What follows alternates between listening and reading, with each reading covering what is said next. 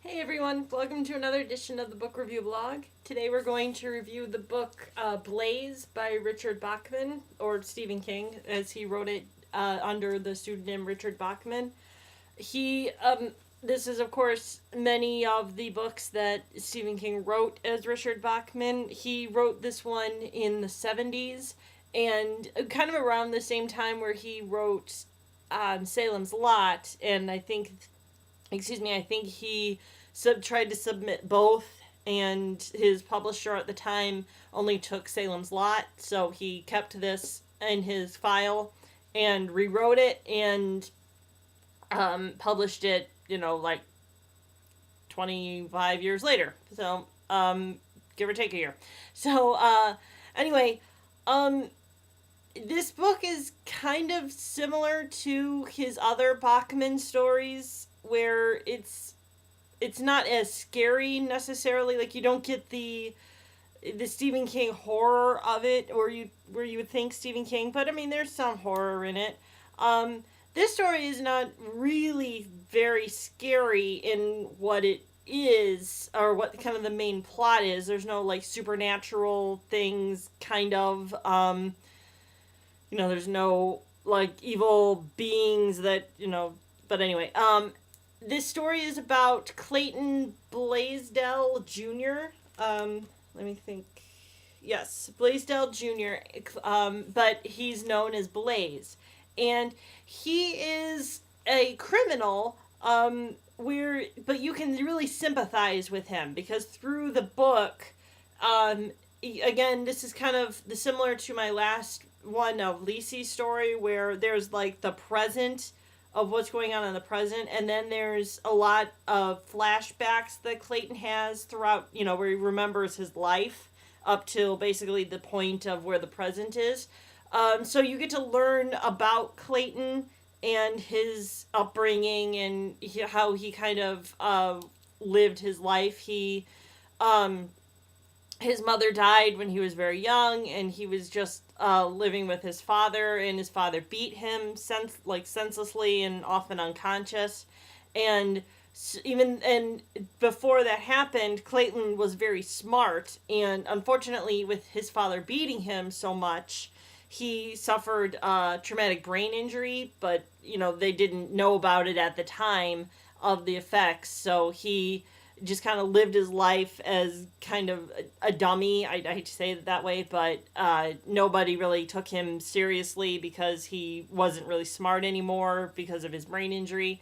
But so he worked jobs, like odd jobs, but in that work, he seemed to like his work a lot, but he just kind of worked his way up. But one of the things that he kind of got into was petty crime, where he would always do it with people. Like, he would always do it with a group, where they would rob banks or rob stores, or do kind of like petty, like swindling things, or like con jobs or things like that. But you really kind of feel for Clayton, because this isn't the life that he wanted, or this wasn't the life that he seemed that was going to that he was going to have as a small boy, because again, he was very smart and had a lot of promise, but just because of the way that his life ended up and the choices he made, this is how his life was.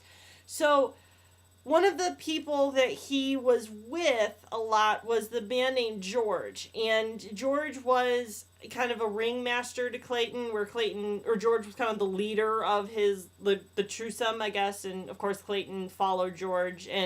But through kind of a botched robbery, or a botched something or other, George ended up getting killed before the present time in this book. So, but despite George being killed and dead, Clayton still has conversations with George. They're just in Clayton's head, to where, I guess, I don't know if I don't want to call it Clayton's conscience, because it's really not anything good that George is saying, but his voice in his head he's equating with this friend George. And one of the things that Clayton is doing in this story is, before George died, they were going to do a baby heist where they were going to steal a baby from a very wealthy family in this town. It was in Boston, basically. And the family is Gerard family, and the baby in question, or the baby that they ended up taking, his name was Joe Gerard the Fourth. So this is a very wealthy family with, senior, junior, third, and fourth. And so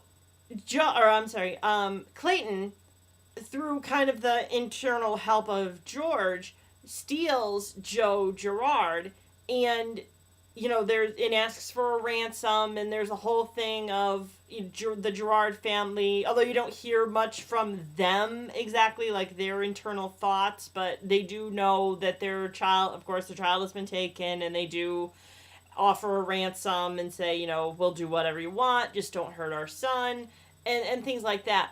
But one of the problem is that because of Clayton's lack of intelligence, he does make kind of stupid mistakes where a lot of times he's caught, but it's not like right away, but kind of the step-by-step process of how he's caught, and it's kind of things of what he does, where he, again, he doesn't have a job at this time, but he does need money, of course, to buy the baby supplies, because he's going to raise this baby, or, he's going to hold this baby, so he needs to feed it and care for it. So he robs like the same gas station twice, where the guy knows it's him, or it's the same guy, and he uses his real name for purchases and things like that. So, I mean, but again, you got to feel for him because he's not really that smart. I guess, this is weird where people said it was a normal Bachman book. Usually the Bachman books have weird endings, and what endings that I didn't really care for. This was not one of them. It was not a similar Bachman ending, but the ending was good. But I won't tell you about it, but it wasn't kind of as dark of an ending as usually most Bachman stories are. So anyway, that's it for my review. I liked it. Like I said, usually I didn't really care for a lot of the Bachman books, but this one I kind of liked. So anyway, the next story by Stephen King I'm going to read is called Doomakey. And so that's what I'll read next and review next. And I bid you all farewell and happy reading.